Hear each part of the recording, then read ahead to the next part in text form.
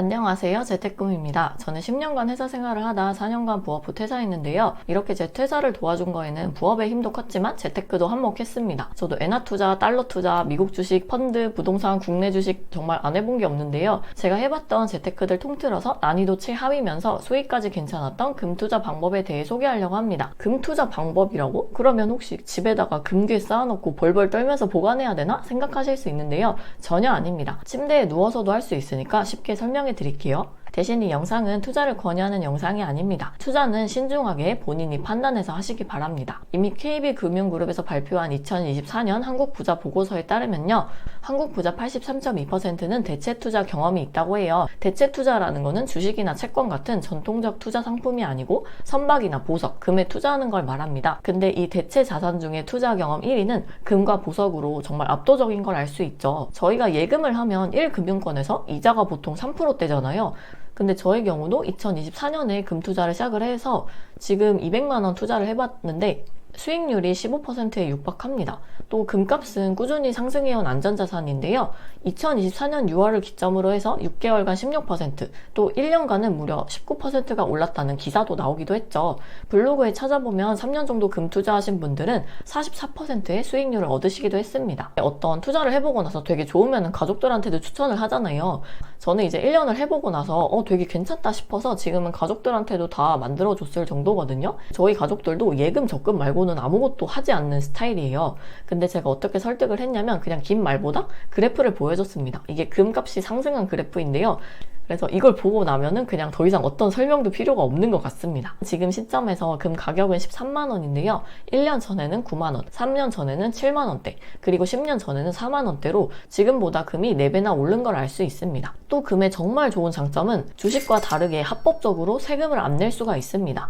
주식으로 이익이 나면 배당소득세나 양도소득세를 내죠. 하지만 금의 경우는 세금을 안 내는 방법이 있습니다. 그리고 금 투자의 장점은 변동성이 적다는 점인데요. 예를 들면 주식 같은 경우는 잘 되면 물론 대박이지만 내 원금이 녹을 때도 있어요. 지금 제 계좌도 완전 솜사탕처럼 달콤하게 살살 녹고 있는데요. 원래 투자는 내 원금을 까먹을 수도 있다는 위험이 있죠. 또 종목을 만약에 주식에서 잘못 고르면 남들이 산 종목은 다 올랐는데 나 혼자 손해를 봐서 되게 안타까운 때도 있죠. 투자에는 당연히 원금 손실도 따를 수가 있지만 금이라는 거는 한정된 자원이기 때문에 희소 가치가 있죠. 그래서 1년만 버텨도 예적금보다 더 많은 이자를 받을 수가 있는 것 같아요. 10년 회사 생활 후 4년 부업 후 퇴사한 재테꿈의 이야기가 궁금하시면 구독을 부탁드립니다. 그럼 이제부터 금 투자 방법을 천천히 알려드릴게요. 금 투자 방법은 4가지 정도가 있는데요. 먼저 결론부터 말씀드리면 KRX에서 사셔야 가장 유리하고 세금을 안 냅니다. KRX는 한국거래소라고 해서 다양한 증권, 채권, 금융상품을 판매하는 곳이에요. 그래서 이곳은 증권거래소, 선물거래소, 코스닥위원회, 코스닥 증권시장 등의 4개 기관이 통합되어 설립된 곳입니다. 왜 제가 KRX 방법을 추천하냐면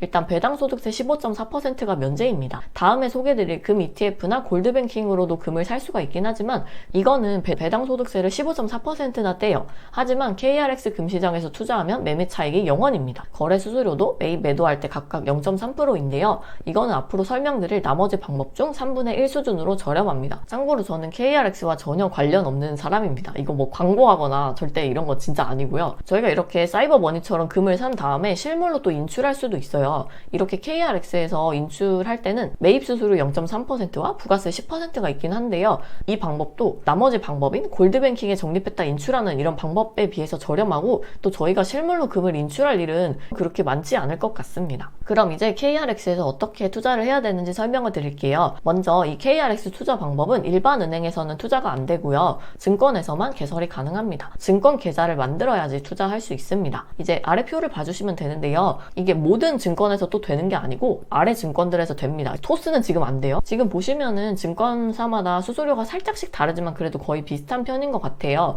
근데 저는 어디 증권으로 추천드리냐면 관리하는 게 편한 게 최고입니다. 나의 주거래 은행이 국민은행이다. 그러면 저는 그냥 KB증권을 추천드려요. 왜냐하면 앱이 KB증권이나 KB국민은행이나 약간 비슷하게 생겨가지고 쓰기가 편리하거든요. 저는 지금 키움증권으로 쓰고 있긴 한데 그냥 다른 곳도 별로 그렇게 큰 차이가 없기 때문에 그냥 일단 만드시면 되겠습니다. 키움증권 같은 경우는 S퓨처 앱으로 금을 살 수가 있어요. 근데 또 유의할 거는 미래에셋 같은 경우는 보관 수수료가 또 별도로 있습니다. 그래서 소액이긴 하지만 이런 것도 좀 부담이 될 수 있죠. 본인이 좀 편한 곳을 선정을 해서 앱을 까시면 되겠습니다. 그래서 이거는 다른 증권도 다 비슷한 방법인데 금을 사는 방법을 KB증권 기준으로 설명을 드려볼게요. 맨 처음에 저희가 필요한 것은 핸드폰과 와이파이가 되는 환경이면 더 좋겠고, 그리고 운전면허증 또는 주민등록증이 필요합니다. 그래서 맨 처음에 플레이스토어 들어가셔서 KB증권을 깔아줍니다. 그 후에 계좌 개설을 해주시면 되는데, 이 KB증권 앱을 접속한 다음 금현물 메뉴로 가줍니다. 그래서 주민등록증과 운전면허증을 스캔하라고 할 거예요. 그렇게 스캔한 다음에 계좌 개설을 눌러서 시작 금거래를 누릅니다. 또 이제 상품 약관에 동의한 다음에 만들면 간단히 끝나게 돼요. 그렇게 만드신 다음에는 금을 또 어떻게 매수하냐,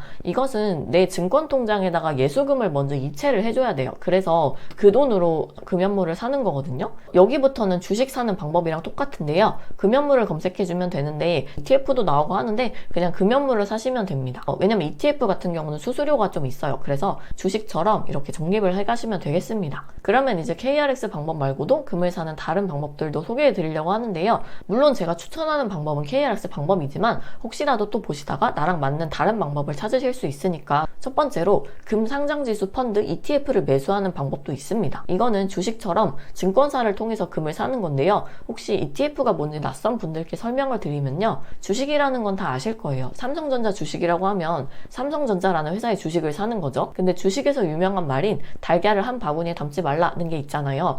만일 내가 100만원어치 삼성전자 주식을 샀는데 떨어지면 정말 큰 손해죠. 그래서 이 손해를 분산하기 위해 삼성전자 말고 다른 회사들도 묶어서 하나의 바구니에 담은 게 바로 ETF입니다. 즉 ETF는 다양한 회사의 주식이라는 여러 사탕이 담긴 바구니라고 할 수 있어요. 그래서 ETF로 사는 것의 장점은 집에서 쉽게 살 수 있고, 나 대신 다른 사람이 바구니에 담아줬기 때문에 관리를 대신 누가 해줍니다. 근데 이렇게 관리를 해주니까 수수료가 더 붙게 되겠죠. 그 수수료는 고객인 내가 부담하게 되니까 누가 담아준 바구니인 ETF 보다는 그냥 내가 직접 사는 게 낫겠죠. 또 국내 ETF 같은 경우 그냥 주식처럼 사면 되는데 에이스 KRX 금연물 ETF 또는 코덱스 골드 ETF 이런 걸 사시면 됩니다. 앞에 붙은 에이스나 코덱스는 회사 이름입니다. 두 번째로 골드바와 골드뱅킹으로 살 수도 있거든요. 먼저 골드바는 정말 금괴를 사는 건데요. 오프라인으로 구매를 하려면 금거래소에 직접 찾아갈 수가 있어요.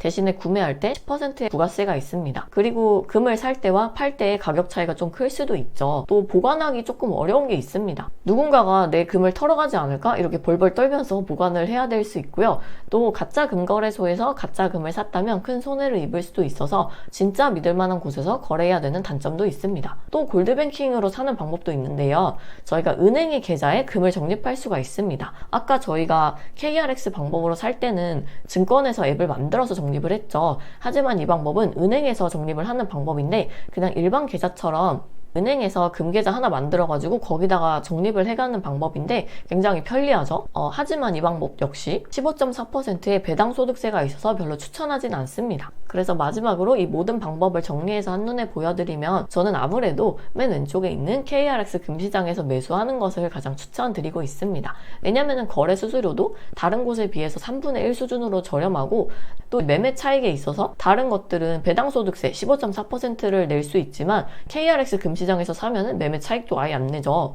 그리고 저희가 실물로 금을 만약에 인출한다고 했을 때도 매입 수수료가 다른 곳에 비해서 0.3%로 저렴한 편이기 때문에 저는 금시장에서 사는 걸 추천을 드립니다. 그러면 혹시 금은 언제 사는 게 좋을까요? 먼저 금은 아래 두 가지 상황에서 사는 게 좋다고 하는데요. 첫 번째로 금리가 상승할 때입니다. 그리고 바로 두 번째는 경기 침체가 다가오면서 인플레이션이 높을 때입니다. 금리가 상승하는지 여부는 연준에서 항상 금리 발표를 하죠. 또 우리나라는 현재 경기 침체이고 인플레이션도 어마어마한 수준인 것 같습니다. 하지만 저희가 진짜 전업 투자자도 아니고 다들 바쁘신데 금리가 언제 상승하고 인플레이션 언제 떨어지고 높고 이런 거를 확인하기가 쉽지 않잖아요. 그래서 제 생각에는 1년 이상 만약에 묵히실 거라면 그냥 지금이 제일 빠르다는 생각입니다. 이런 거 그냥 일일이 찾아보기가 귀찮으니까요. 혹시 너무 겁이 나신다면 잃어도 되는 돈 한 5만 원에서 10만 원 정도 소액으로도 해보시면 좋지 않을까 싶고요. 대신에 1년 정도 묵혀보시고 이거 좀 괜찮다 확신이 드시면은 투자하는 방법도 추천을 드립니다. 그럼 지금까지 영상 봐주셔서 감사드립니다.